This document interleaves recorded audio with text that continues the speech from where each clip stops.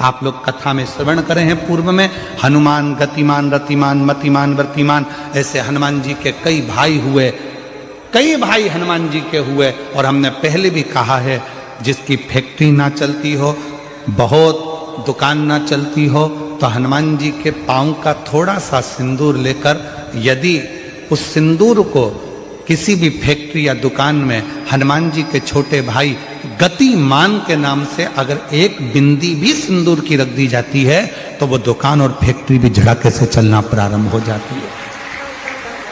गतिमान हनुमान जी के छोटे भाई, एक हनुमान जी के छोटे भाई हैं मतिमान। जब व्यक्ति डिप्रेशन में जाता है, एकाग्र चित्त नहीं रह पाता है, पढ़ने बैठता है पर एकदम मन नहीं लग पाता है, तो मतिमान का स्मरण किया जाता है, हनुमान जी के तीसरे नंबर के भाई का, मतिमान। और कहते हैं एक दुर्वा यदि मतिमान के नाम से शंकर भगवान की शिवलिंग पर चढ़ा दी जाए और उसी दुर्वा को वापिस लेकर आया जाए, अंधेरा होने से पहले, सूर्य अस्त होने के पहले, शाम के प्रदोष के पहले यदि उस दुर्वा को उस व्यक्ति को चबा चबा कर खिला दो, तो डिप्रेस हो रहा है, डिप्रेशन में है, चिंता में है, टेंशन में है, और उसका विवेक काम नहीं कर रहा, बुद्धि स्थिर नहीं हो पा रही है, या पढ़ने में मन नहीं लग पा रहा है, तो उसको आप एक दुर्वा मतिमान, हनुमान जी के तीसरे नंबर के भाई मतिमान के नाम से अगर खिला देते हैं, तो उसकी बुद्धि केंद्रित होना प्रारंभ हो जाती है और वो डिप्रेस से हटना प्रारंभ हो जाता है, मन स्थिर होने लगता है। मतिमान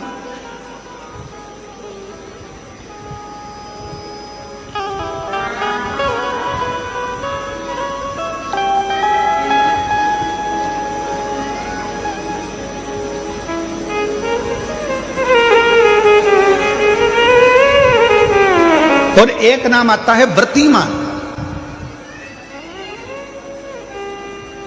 इसका प्रैक्टिकल तुम अभी यहीं से कर लेना, ठीक है?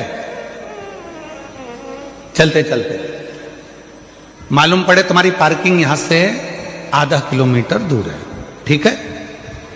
अरे बोलो तो जम के, आधा किलोमीटर दूर तुम्हारी पार्किंग है और तुम्हारी उम्र लगभग बहुत हो गई, मालूम पड़े तुम थोड़े वृद्ध हो गए हो और तुम्हारा घुटना दुख रहा है, तुम्हारी कमर दुख रही है, चलते चलते बड़ी मुश्किल से तुम कथा स्थल तक पहुंचे हो। अब मन में आ रहा है कि मुझे वापस पार्किंग तक जाना है, कैसे जाऊंगी, पाँव तो दुख रहा है। तो एक काम आज चलते चलते करना कि कहीं सीवर वाला महाराज झूठ तो नहीं बोल रहा है, तो प्रैक्टिकल करके जाना। क्या करोगे, यहां से जाते समय आप जब जा रहे हो और आपके शरीर का कोई अंग जब दुख रहा है, तो श्री शिवाय नमस्तुभ्यम कहकर श्री व्रतिमान हनुमान का स्मरण करो। किसका स्मरण करना है? जम के बोलो, व्रतिमान हनुमान। व्रतिमान हनुमान का स्मरण करके कहीं पर भी बैठकर अपने पांव की छोटी वाली जो उंगली है उसको जम के दबाना, और दबाने के बाद चल देना। जिस जगह पर भी दर्द हो रहा होगा, मेरा बाबा आपको मंजिल तक पहुंचाएगा, दर्द होने नहीं देगा। कल नहीं करना, प्रैक्टिकल आज ही करना। काल करे सो आज कर।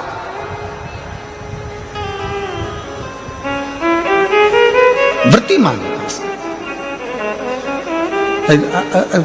आज करेंगे गुरुजी, 3 महीने में फर्क दिखेगा। तुम तो आज की आज का बताओ ना कि आज की आज में फल कैसे मिले। तो बिल्कुल तैयारी में बैठो। जाते जाते व्रतिमान हनुमान भगवान श्री शिवाय नमस्तुभ्यम का स्मरण कर कर एक ऊर्जा के साथ, ताजगी के साथ चलते जाओ। शिव थोड़ा बहुत नहीं देते मेरे भगवान, ध्यान दीजिएगा। पंचमुखी हनुमान का एक स्मरण, पंचमुखी हनुमान का एक भाव।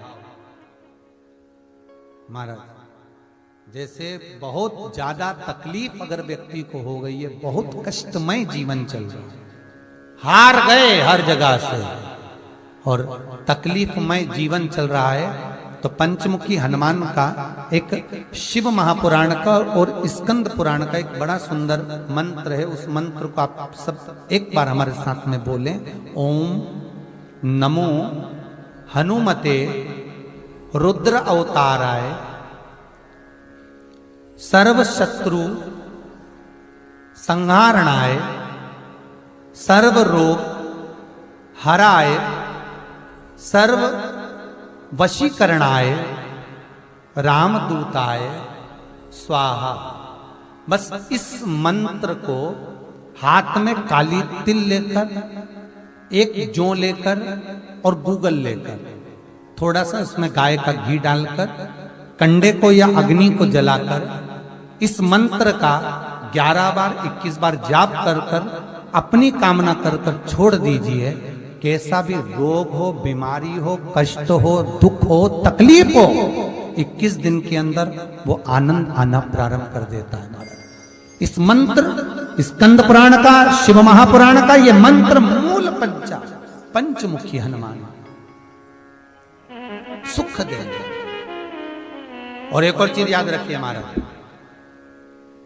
यदि कोई काम के लिए जा रहे हो, कोई व्यापार के लिए जा रहे हो या नौकरी करने के लिए जा रहे हो और लगी नहीं रही, बहुत तकलीफ पा रहे हो, सर्विस ही नहीं लग रही, बहुत कष्टमय हो गया, तो निवेदन करूंगा 5 पीपल के पत्ते पर बेसन के 5 लड्डू घर में बने हुए, गाय के घी के 5 लड्डू रख लो। उस लड्डू के बीचों बीच एक आटे का दिया और उसमें तिल्ली का तेल डालकर इसी मंत्र का प्रयोग कर कर पंचमुखी हनुमान का किसी भी हनुमान के मंदिर में जाकर, दक्षिण मुखी हनुमान के मंदिर में जाकर उसको रख कर आ जाइए। इसके बाद आप उस काम के लिए जाइए, आपका काम सफल हो जाएगा। आपको किसी को नहीं कहना पड़ेगा कि हाथ जोड़ना नहीं पड़ेगा, किसी के पांव नहीं पड़ना पड़ेंगे, तुरंत काम होगा। बस इस मंत्र का स्मरण कर कर पंचमुखी हनुमान का भूतेश्वर जो मंत्र है वो सुख देने वाला। अष्ट सिद्धि नव, कौन सी नवनिधि थी वो जो अपन लोग हनुमान चालीसा में, नवनिधि जो हनुमान जी को दी। तो हनुमान जी की पूजन में स्कंद देव ने स्पष्ट कहा ना, सीता जी ने भी तो हनुमान जी से कहा था मैंने तुझे अष्ट सिद्धियां नवनिधियां दी हैं, पर इस नवनिधि को तू एक बार जब स्कंद से मिलेगा तब तेरे को फल की अनुभूति होगी। और जो हनुमान जी को अष्ट सिद्धि नवनिधि दी थी, स्कंद देव ने हनुमान से कहकर इसी नवशिला पर बिठाकर हनुमान जी से कहा था, इस अष्ट सिद्धि नवनिधि को जो तुम्हारा नाम जपेगा, जो स्मरण करेगा, उसको ये फल की प्राप्ति होगी। नवनिधि पहली पद्म निधि। कौन सी निधि है? पद्म निधि। ये हमारे हनुमान जी महाराज का केवल दर्शन करने पर पद्म निधि प्राप्त हो जाती है। अर्थात हनुमान जी के दर्शन से जन्म लेने के बाद हम जिस हनुमान जी का दर्शन करते हैं उसके बाद हमारा एक कुल तर जाता है। उसमें हमको दुख नहीं, भोजन की व्यवस्था नहीं। यहाँ कहते हैं अगर हनुमान जी का दर्शन करा है तो पद्म निधि जो है वो पद्म निधि स्वयं भरण पोषण कर देती है, स्वयं भरण पोषण। दूसरा महापद्म निधि। महापद्म निधि एक ऐसी निधि है, स्कंद देव दूसरी शिला पर बिठाकर श्री हनुमान जी महाराज को उस दूसरी शिला पर बिठाकर जल का जब आचमन करा रहे हैं तो वो कह रहे हैं स्कंद देव कि ये महापद्म निधि है।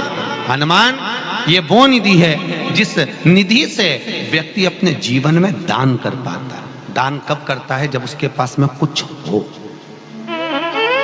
कुछ नहीं होगा तो वो देगा क्या? अरे बोलो तो। दूसरी महापद्म पीढ़ी को दान, धर्म, सत्कर्म जो दिया जाए वो श्रेष्ठ होगा तो दो, नहीं होगा तो कौन देगा? महापद्म निधि ये दूसरे नंबर की निधि है। हनुमान तेरे दर्शन से महापद्म निधि प्राप्त हो। तीसरी निधि नील निधि। कौन सी निधि है? नील निधि। हनुमान जो तेरा दर्शन करेगा, इस रामेश्वर सेतु पर जो आएगा और इस 9 शिलाओं के दर्शन के रूप में मान लो हनुमान का भी दर्शन कर लेता है तो उसकी 7 पीढ़ी में अगर कोई दान भी नहीं करे तो भी उसको लाभ मिलता ही रहता है। नील निधि तीसरे नंबर, 9 निधि में चौथी निधि है महाराज मुकुंद निधि। कौन सी निधि है? मुकुंद। 5 भाइयों का परिवार है, 4 भाइयों का परिवार है, याद रखना। 5 भाइयों का परिवार, 4 भाइयों का परिवार। माँ बाप को यह नहीं मालूम रहता कि मेरा बेटा कौन सा पूरे घर का संचालन करेगा। किसी माँ बाप को मालूम है कि बड़ा बेटा चलाएगा कि छोटा चलाएगा कि मंजिला चलाएगा कि संजिला चलाएगा, किसी को नहीं मालूम। पर जिसके भाग्य में मुकुंद निधि लिखी होती है घर को वही लेकर चलता है। कौन सी निधि? जम के बोलिए। आप लोगों ने पहले 9 निधियां पढ़ी हैं कि नहीं पढ़ी? हनुमान जी की नहीं पढ़ी ना? हाँ, तो अष्टसिद्धि 9 निधि मालूम होना चाहिए आपको कि आप रोज हनुमान चालीसा में पढ़ते हो अष्टसिद्धि 9 निधि की दाता अजबर जानकी माता। तो बच्चे पूछेंगे माँ ये निधि कौन सी है, तो बताओ उनको कि इसमें एक होती है मुकुंद निधि। कहते हैं कि उस मुकुंद निधि के बल पर घर में 5 लोग हैं, 4 लोग हैं, 3 लोग हैं, 3 बहुएं हैं, 4 बहुएं हैं, 2 बहुएं हैं, किसी एक बहू के भाग्य में लिखा रहता है कि उसको घर में लेकर चलना है, भले उसको यश मिले चाहे नहीं मिले। दुनिया के लोग ताने दें आने तो कुछ भी कहें, पर उसको परिवार लेकर चलना पड़ता है। वो मुकुंद निधि के अंतर्गत आता है। मुकुंद निधि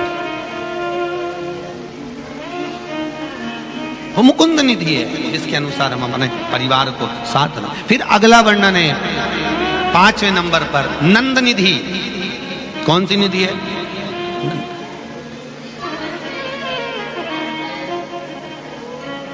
हनुमान जी की ये 5वें नंबर की जो निधि का दर्शन कराया नंद निधि। कहते हैं मान लो कोई व्यक्ति बहुत बीमार पड़ा रहता हो, बहुत तकलीफ भोग रहा हो, कष्ट बहुत हो शरीर में, रोग मिट नहीं रहा हो, तो स्कंद पुराण की 9 निधियों में जो वर्णन करा है नंद निधि का, हनुमान जी के गले में उस व्यक्ति के हाथ से बेलपत्र में गांठ लगवाकर 41 बेलपत्र प्रदोष के दिन, कौन से दिन?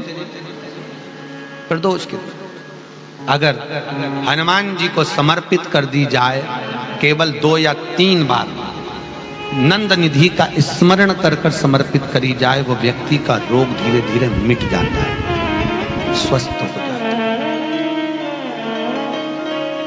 नंद निधि। एक बात बहुत ध्यान से रखना, बहुत ध्यान रखिए। नंद निधि बच्चा, बहू, सास, ससुर अगर कोई चिड़चिड़ प्रवृत्ति में है, बहुत घर में क्लेश करते, शांति रत्ती बनी, लक्ष्मी, आज के जमाने में लक्ष्मी तो दी भगवान ने, पर शांति, बाहर रहोगे तो शांति, घर में गए तो वापस से इधर देखो तो बहू का मुंह तबेला जैसा, इधर देखो तो सास का मुंह भगोने जैसा। अब करे तो करे क्या? और बीच में जो फंसा हुआ है बेचारा पति, दोनों के, वो बोले तो बोले क्या, वो भी चुप रहता, वो भी क्या। अब बाप के बेटा तू अपनी वाली को समझा ले, मैं अपनी वाली को समझा लूं, खत्म। तो यहां जो निधि का वर्णन करा गया है महाराज, हनुमान जी महाराज के मात्र दर्शन मात्र से, दर्शन चूरमा बनाया, चूरमा बनाना याद है? चूरमा है, जानते हो? शक्कर का बनाते, गुड़ का बनाते हैं?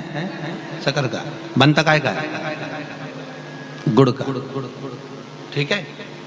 हनुमान जी को किसी भी मंदिर में चूरमा क्यों चढ़ता है? आज अपना फाइनल बताई दो, आपने जाने दो।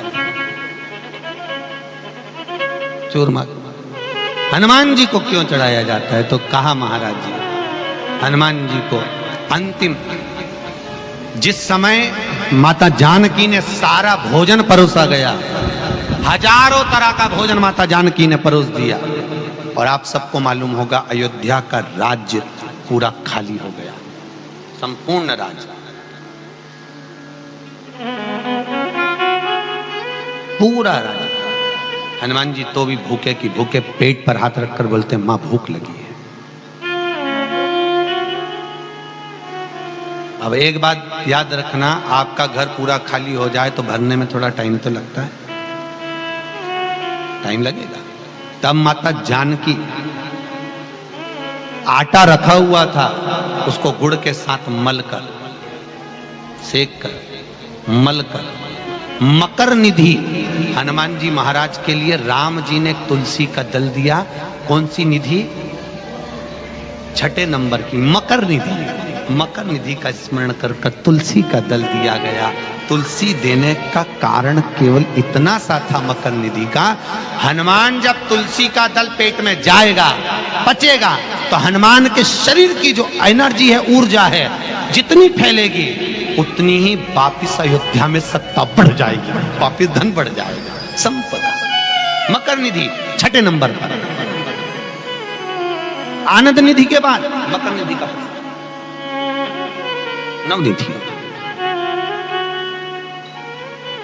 पहली बार चूरमा हनुमान जी को दिया माता जानकी ने, दूसरी बार दिया जनक जी ने मारा, जनक जी ने भी दिया था,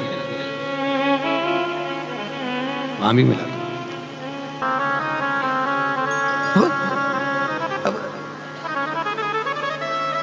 अब नहीं समझे तो समझ होता है ना, कई बार। वो एक बार एक अंग्रेज गया तो वो कैमरा लेके वो दीवार पे, गांव में देखा, वो दीवार में गाय के गोबर ऐसे थाप दे गोल गोल, तो अंग्रेज फोटो खींच लिया। किसी ने पूछा ये काय को खींच रहा हो? कि ये समझ में नहीं आ रहा गाय ऊपर चढ़ी कैसे, ऊपर कैसे चढ़ी है?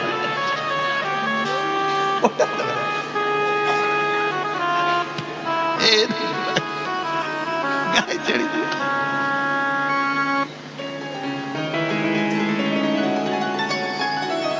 भगवत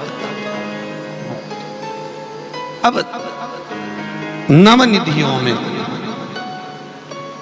नवनिधि छठे नंबर पर मकर निधि है महाराज, जो कि भरण पोषण करती है, कभी घर में अन्नपूर्णा की कमी नहीं आने देती। और सातवें नंबर पर है कच्छप निधि। कौन सी निधि है? कच्छप। कच्छप निधि के अंतर्गत मनुष्य की चित्त वृत्ति में आसक्तियों को उत्पन्न करती है। आसक्ति कि मुझे यह काम करना है और इस काम को मुझे आगे बढ़ना है। कच्छप निधि।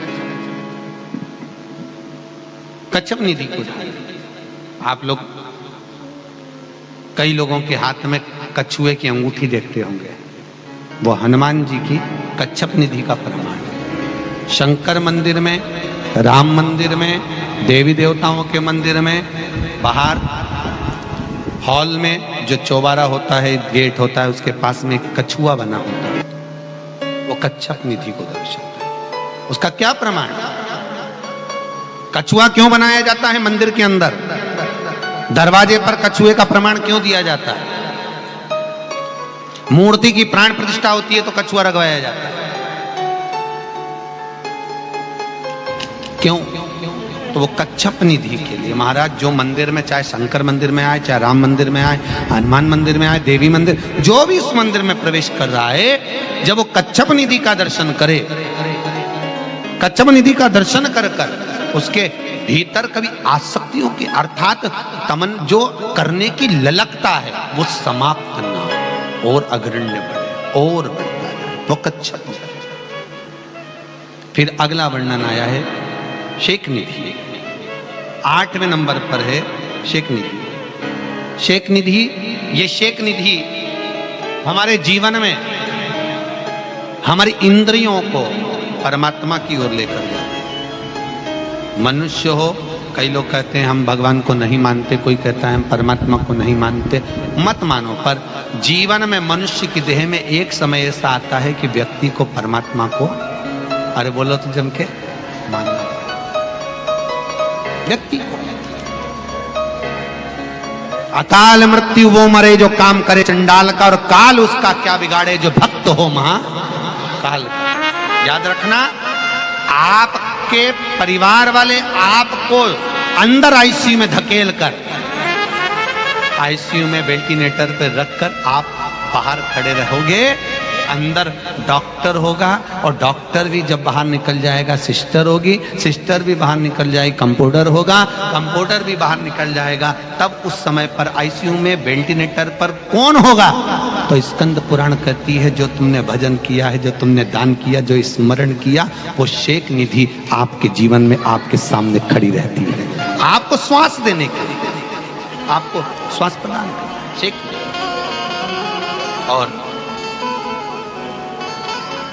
अगले नंबर पर 9वें नंबर पर एक खेव निधि, खेव निधि, ये 9 निधियों में अगला खेव निधि। और ये निधि हमारे जीवन में हमारे परिवार को जोड़ कर रखती है। जिसका परिवार टूट रहा हो समझ लेना उसके यहाँ खेव निधि की कमी है। खेव निधि जोड़ने के लिए क्या करा जाता है?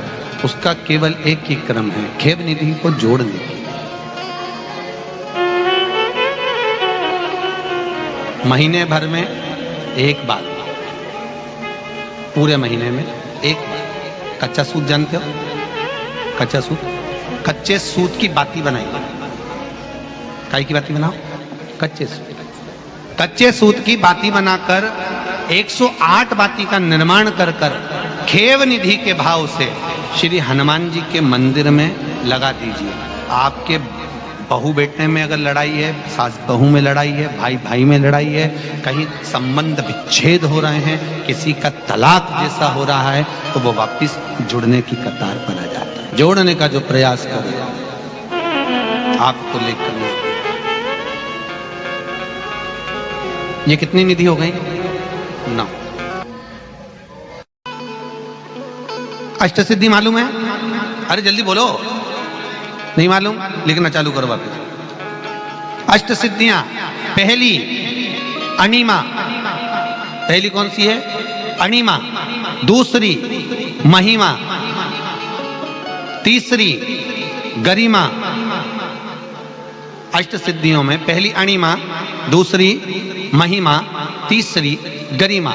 ये हनुमान जी महाराज की जो अष्ट सिद्धियां हैं, इन सिद्धियों के लिए आपको ज्ञात होना चाहिए, हनुमान जी महाराज के जब घर में तुम रोज हनुमान चालीसा का पाठ करती हो, आज एक दिन हो गया, कल दूसरा दिन हो गया, तीसरा दिन हो गया, कैलेंडर में जो पंचांगो कैलेंडर हो, उस कैलेंडर में एक निशान बनाकर रखो कि आपके 108 जब पाठ पूरे हो जाएं, तब 108 बाती आप हनुमान जी महाराज की इन अष्ट सिद्धियों के नाम से लगा दीजिए।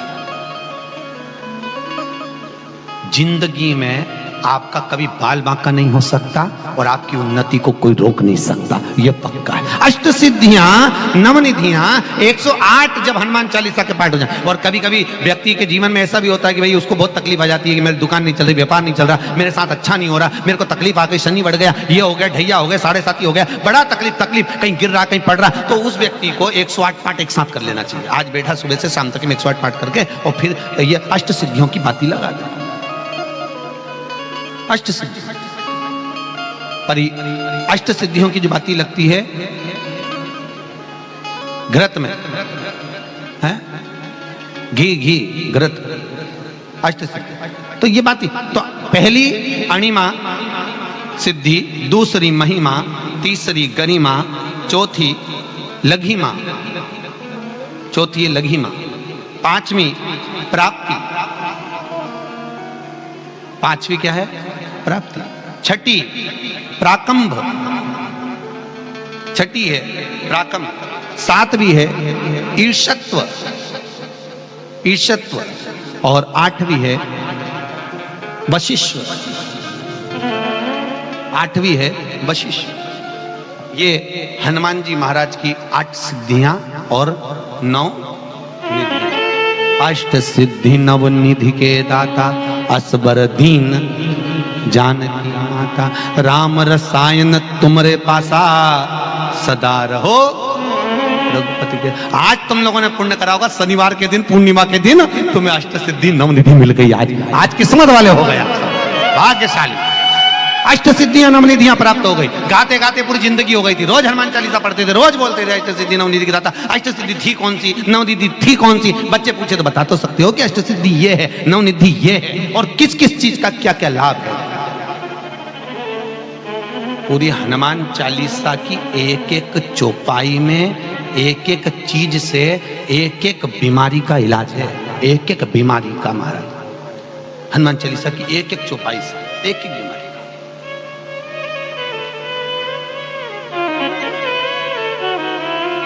हमारे जीवन को हम चौपाइयों के क्रम से एक एक शब्द का भान करें कि वो उससे हमें प्राप्ति क्या है। अष्ट सिद्धि नवनिधि किस जगह पर स्कंद जी दे रहे हैं? नवनिधियां जहां पर सेतु बंद हुआ है, जहां पर सेतु। तो आप रामेश्वर जाएं, पुराने डाकघर के पास में आज भी 9 शिलाएं नवनिधि के लिए स्कंद देव ने वहां विराजमान करी थी। वहीं हनुमान जी महाराज ने जलपान करा था, वो स्थान आज भी विराजित है। आज पुराने गांव विराजित हो।